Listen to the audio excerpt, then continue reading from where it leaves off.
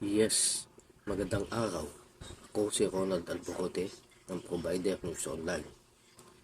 Kahapon ay nagtungo tayo sa Barangay Poblasyon 1, Yorona, Tarlac upang ating makapanayam ang maglola kasama na kilang lolo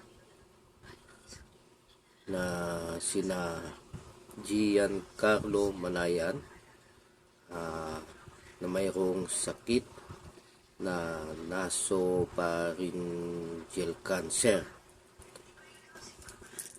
Kasama ang kanyang lola na si Mercedes.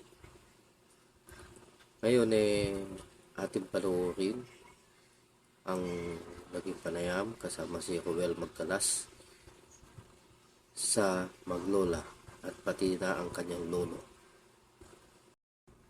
Si Giancarlo Manayan ng Yorona, Tarlac ay mayroong nasopharyngeal cancer. Sa halip na nasa paaralan, nasa ospital at radiation therapy siya. Kamakailan ay na-admit pa siya dahil sa pagdurugo ng kanyang ilong. Ang kasama niya sa laban, ang 71 anyos niyang lola na si Mercedes. Sa edad na dapat nagpapahinga na, araw-araw pa rin siyang kumakatok para sa gamutan ng kanyang amo. Sa ngayon, mayroon pang 13,000 silang utang sa ospital.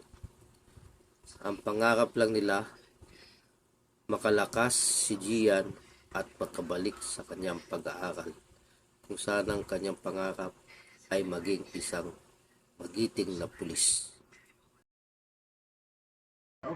At sa inyo, Kian Carlo. Okay, mga mahal namin Tarlacenyo, sila po yung naipost natin last time sa Luit Tarlac. Ang maglola na kusan ang kanyang apo ay mayroong karamdaman, no? Na cancer po sa kanyang murang edad na 15, si Sir Gian Carlo. At si naman, kanyang lola, si Mercedes, na isang 71 years old, senior citizen, na walang sawang naghahanap ng paraan para lamang tustusan ang gamutan ng kanyang apo. Sa post po sa Luit Tarlac ay maraming nagkomento. Sila ay naantig sa kwento ng maglola. Ating po silang kakapanayimin ngayon at kukumustahin kung ano na ang kanilang status o kalagayan. Lola Mercedes, kumusta po kayo? Mabuti po. Opo. Doon po sa kwento, kayo po ay walang tigil na umiikot pupunta sa mga, saan po ba? Anong mga opisinang ito? Yung mga po ng gobyerno, humingi ako ng tulong. Kayo po ba ay napapansin at nabibigyan? Nabibigyan naman po. At syempre po yung inyong apo ay hindi biro yung kanyang Opo. pinagdaraanan, no? Mahabang gamutan po, no? Opo. Kumusta po ang lagay ngayon ni Giancarlo? Ayan naman po, sabi niya nanay, sabi niya, parang nararamdaman ko na umaano itong pakiramdam ko. Ayun lang. Lola, kailan po ba ito nagsimula? Noong 14 years old po siya. 12. So, from 12, ngayon ay 15, nasa tatlong taon na po. Opo. Pwede po bang malaman kung ano po yung ating hanap buhay? Nung araw po, nakikipaglabada po ako nung malakas pa ako. Ayan po ang hanap buhay ko. Ay, Sino po ang iba pang sumusuporta sa inyo? yung mga anak ko po, kung mayroon sila, binibigyan kami. Sa ngayon po ba ay nag-aaral si Gian? Hindi na po dahil yung pagdurugo po ng ilong niya. Kaya hindi na po pwede siyang mag-aral. Gaano po kalaki na ang naging gastos ninyo sa gamutan? Malaki na rin po.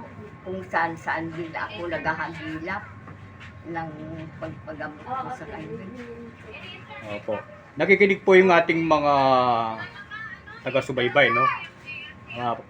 Kasama na yung mga leader, mga nanunungkulan. Bagamat kayo po ay nakakaikot na, ano pa po ang inyong nais iparating sa kanila para sa inyong apo? Ayun lang po, nagpapasalamat ako at pag lumalapit ako sa kanila, nagbibigay naman po sila. Opo. Marami pong nagtatanong, no, sa comment, no, sa Facebook. Tinatanong po nila kung paano sila makapagpapadala ng tulong pinansyal sa inyo. Sino po yung pwedeng padalhan o may GCash po ba na pwedeng nilang padalhan ng pera para makatulong po sa inyo? Yung pong nakalista ngayon na or nakalagay na Facebook sa Facebook na GCash account, Opo. sino po yun? Si Ma'am Liz. So sa kanya pinapadala yung mga Opo. nagbibigay na ng tulong. Okay. Siya po ay nasa city. Opo. Okay po. Para po sa kalaman ng lahat, ang Maglola po ay nandito sa Poblacion 1, dito sa Herona, dito sa Kabayanan lamang, no? Opo. At yun po, sa mga nais magbahagi ng tulong para kina Lola, para matustusan yung pangailangan sa gamutan ng kanyang apo na si Giancarlo. Si Gian naman, pwede ba tayong magbigay ng mensahe sa lahat ng tumutulong sa atin?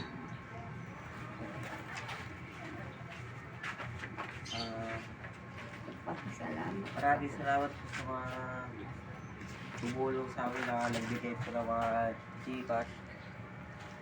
Kaya po, thank you po. Thank you po sa lahat ng mga tumulong sa amin. Gian, ano ba ang iyong anong grade ka na? Anong Grade 9. grade 9? So, pwede ba malaman kung ikaw ay magkokolehiyo, ano yung gusto mong kurso? Pag bumaling na po. Ano yung pangarap mo? Pulis po. Pulis. So, isang magiting na pulis, no? Tagapagligtas, tagapangalaga ng kaayusan sa ating malamang dito sa bayan ng Herona, syempre. Okay. At anong gusto mong sabihin sa iyong lola na patuloy na nandiyan, no? Ang iyong pamilya patuloy na nandiyan, nasa iyong tabi at kumakalinga at nagmamahal sa iyo. Maraming salamat po sa lahat. Okay. Baka meron pa po yung nice idagdag, lola, no? Wala na po. Nagpapasalamat po ako lahat ng mga tumulong sa amin. Maraming salamat. Idagdag lang po natin kung ano pong kumusta po si Gian at ano po siya klaseng apo. Siya po ang kung meron pong karamdaman na sinasabi, hindi kami po mapakali dahil kung ano-ano ang namin sa kanya na tatakbo sa ospital. Saka gumagawa kami ng paraan, wala kami pera, kung saan kami umuutang, ng pagbayad namin sa ospital. Ang awa ng Diyos naman ay raos kami naman sa malasakit yung mga tao.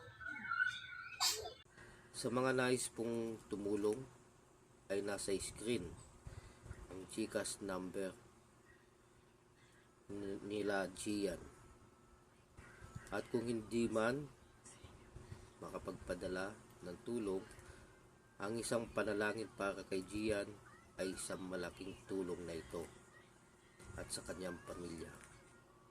Ako si Ronald Alborote, nagbabalita na may puso para sa Provider News Online.